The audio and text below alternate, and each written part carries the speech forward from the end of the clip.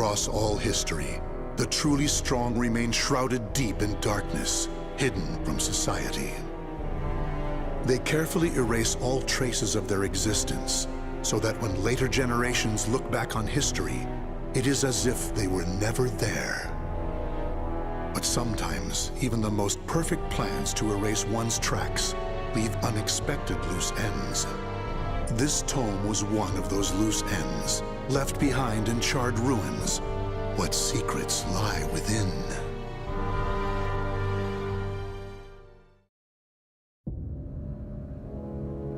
Zasalamel created me.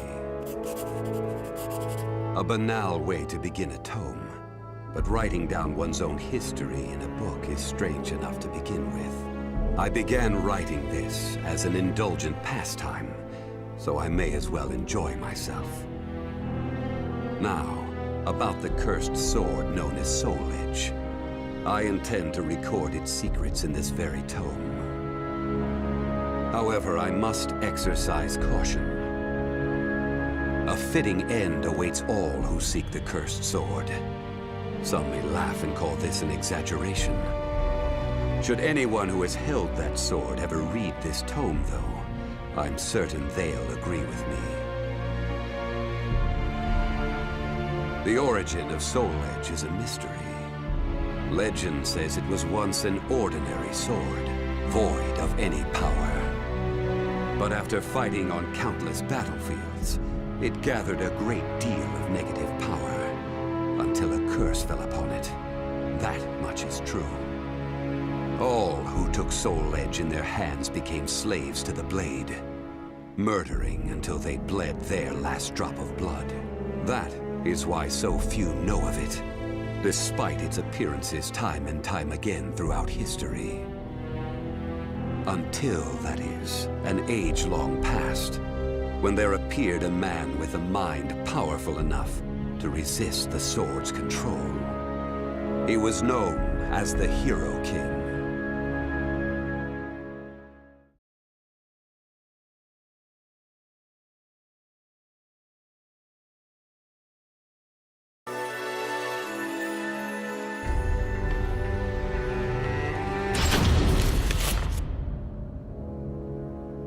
In that ancient age, great change came only through war.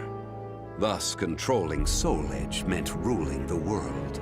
The Hero King, being the man he was, one could say it was inevitable that he would bring peace to this warring world. I won't record the Hero King's name here. Someday I may decide the time is right to reveal it, but that time isn't now. It is said the Hero King lost Soul Edge due to his jealous son. After the Hero King killed his son, the spirit sword Soulcalibur was born from the remnants of the cursed sword. Indeed, the cursed sword and the spirit sword both come from the very same steel.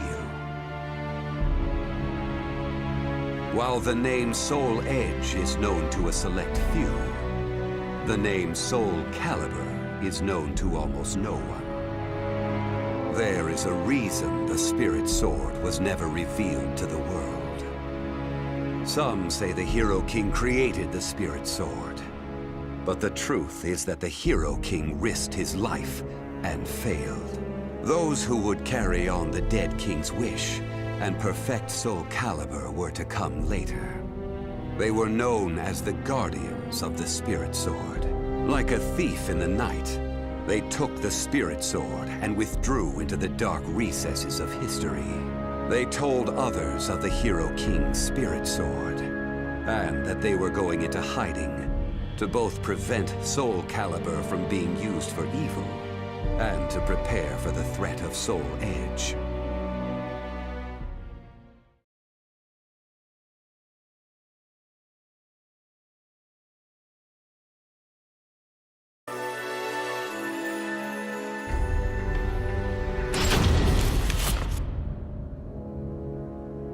The guardians of the spirit sword only entrust Soulcalibur to a select few.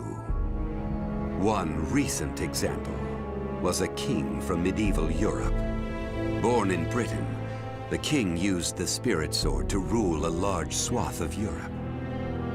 I'm skeptical as to whether the king ever truly existed, but assuming the tales are true, he was somehow connected with the guardians of the Spirit Sword, from whom he received the blade. Also, it would be reasonable to assume the king fought with the one who possessed the cursed sword and won.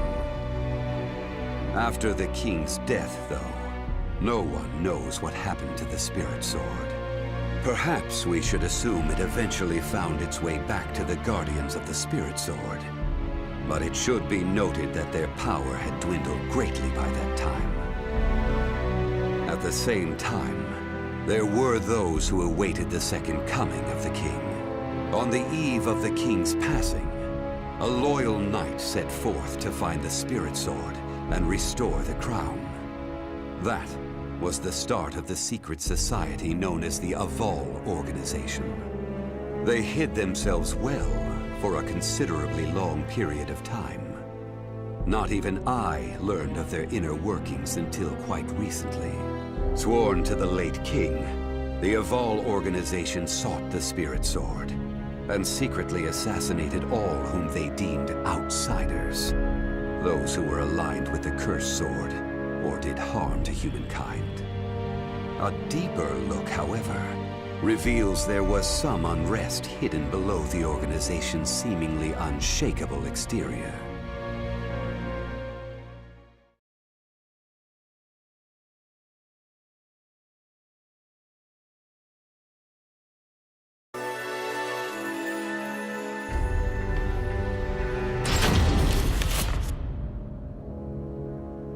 After slumbering in the shadows of history, Soul Edge was awakened by the pirate Cervantes de Leon. Cervantes attacked the ship of one who had won Soul Edge at an auction.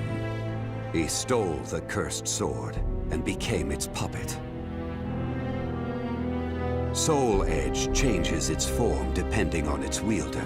When Cervantes took up the cursed sword, it transformed into 2 blades. And after nearly 30 years of slumber, it caused that terrible catastrophe. Cervantes and the cursed sword were defeated by a female warrior, and one of the blades was destroyed. Shattering without coming in contact with the Spirit Sword was a first for Soul Edge. Immediately afterwards, the evil seed occurred.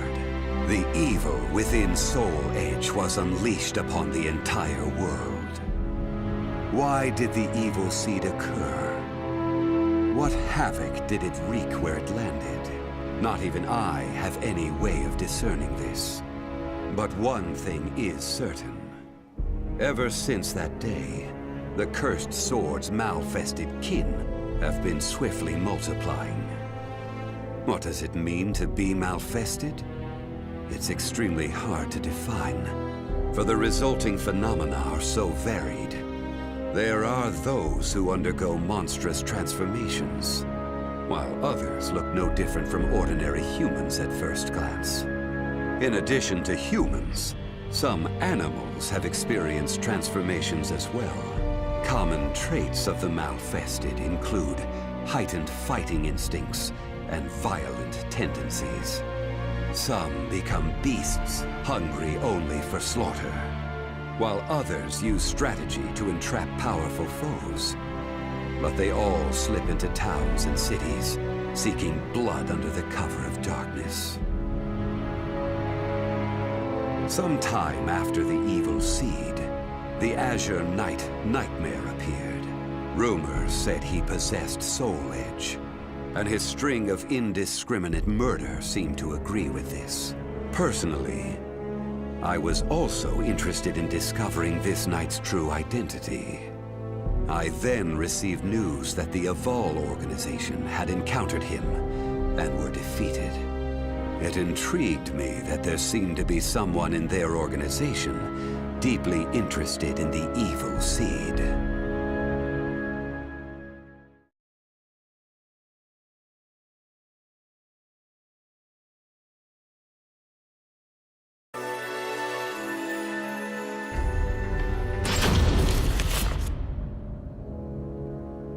While Soul Edge has appeared constantly throughout history, Soulcalibur's whereabouts are still shrouded in mystery. In time, I lost interest and gave up trying to search for any traces of it. But after resuming my search later, I found that it had been taken to a temple in the east at some point. With it were taken a staff able to absorb all manner of energy, and a mirror capable of purifying evil. These sacred treasures were used to create Soulcalibur and amplify its power. No one knows what had happened to the Guardians of the Spirit Sword, but they must have met with ruin, losing the Spirit Sword and their other treasures.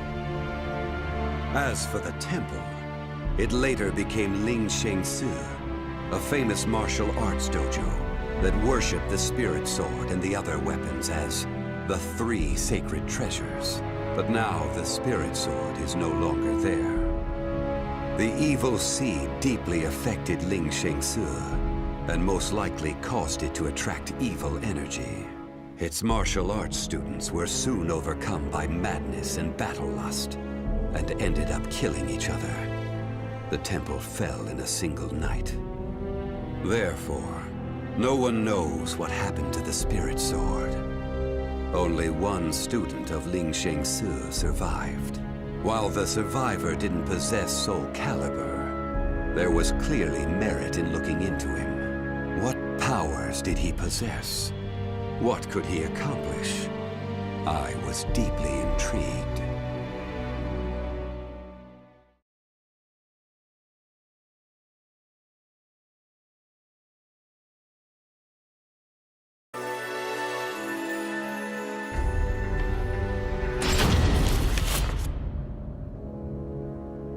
I only started writing this tome as a pastime, but in order to give it a clear perspective, I must reveal my identity. I was once one of the Guardians of the Spirit Sword. The precepts of the Guardians were very strict, one of which stated no Guardian may ever touch Soulcalibur. But in my younger days, I failed to properly suppress my urges. When the others discovered my designs, they broke my arms and banished me. Amid my despair, I searched for a way to survive. What I discovered was the art of reincarnation. After a long period of training, I mastered the secrets contained within this lost wisdom. I reincarnated myself over and over again, and became an entity that could transcend generations. At first, I didn't realize the price I would have to pay for eternal life. For every time I reincarnated, I experienced the pain of death. It felt like my soul was being crushed. It is hard to put such pain and suffering in words. Indeed, I hadn't managed to completely escape death. No matter what one may accomplish in life, death remains inescapable. My bodies have lain in countless graves, but my soul will never rest in peace. So it was that I came to yearn for the final eternal death I could never have.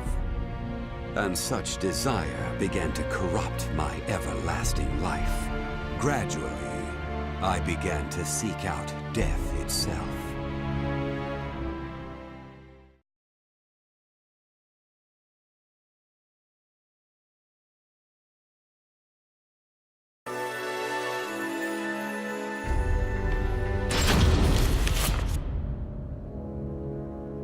That was 1,000 years ago. My desire for death was at its peak. That longing for true death led me to even take hold of Soul Edge. Wisdom, power, battle lust.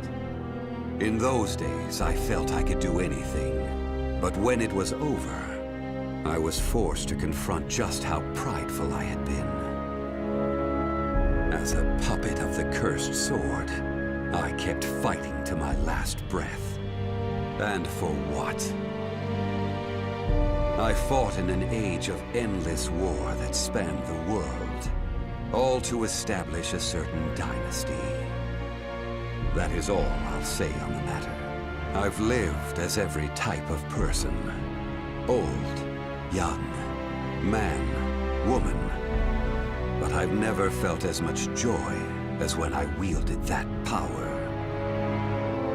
However, not even the cursed sword could free me from the chains of samsara.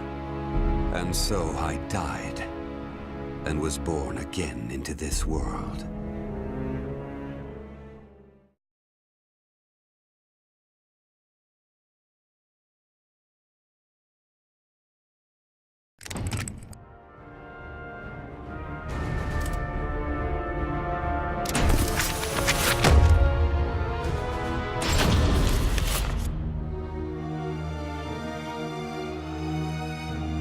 This tome has become much longer than I imagined it would be. I may have gotten carried away and written a bit too much, but I hope you understand I didn't have time for editing. Not that it matters, as I plan to burn this book to ashes. It may seem strange for me to care about time, as death holds no sway over me. But time waits not, even for the eternal. The cursed and spirit swords are together, and their power grows. Now is the perfect chance for those who seek power. It is time for me to take action. I once wished for death, but now I wish for something else.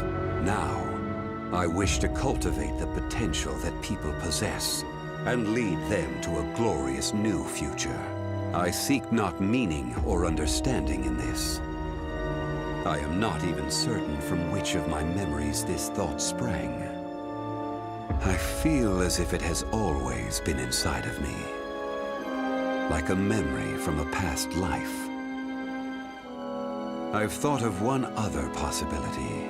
Perhaps this memory is from the future, sent back to me by my future self.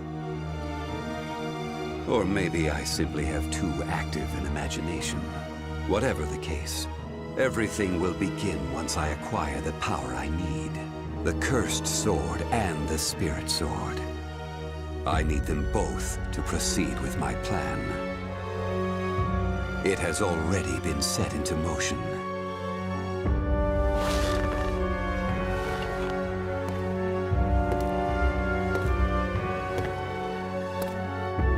The time has come. Now I shall harvest the fruit of my labors.